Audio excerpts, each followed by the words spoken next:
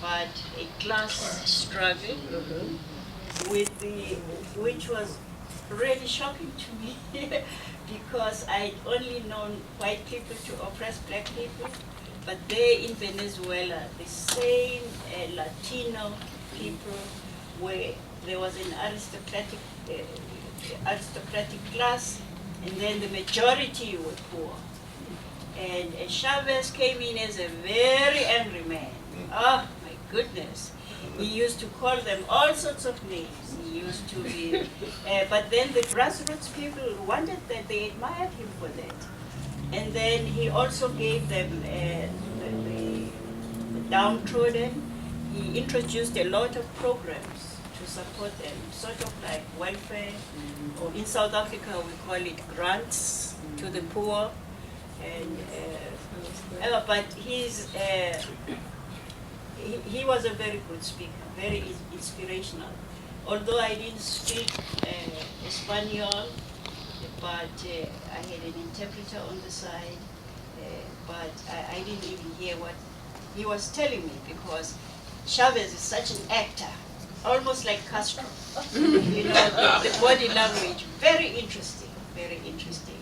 And I'm very sorry to hear that the economy is going down in Venezuela. Things are not going well.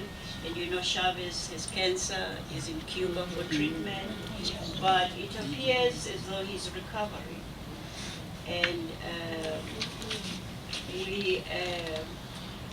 my experience in Venezuela was very good. It's a very, the aristocracy that I was talking about, they live like they're in Europe. So you get to be exposed to all the finer things of life, like opera, like you may just be invited to listen to a pianist, the best in the world, the culinary, the best in the world. And so life can be very good in Venezuela.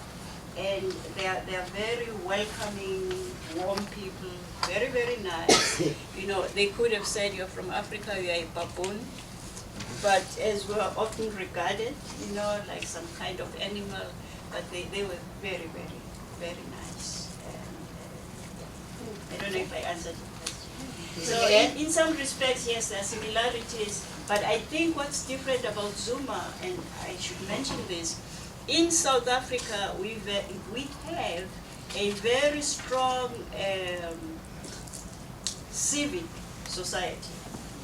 You know, the NGOs, and such, they're very strong.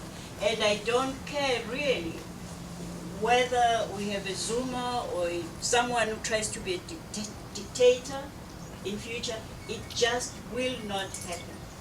The public is very alert. And this comes from the days of apartheid.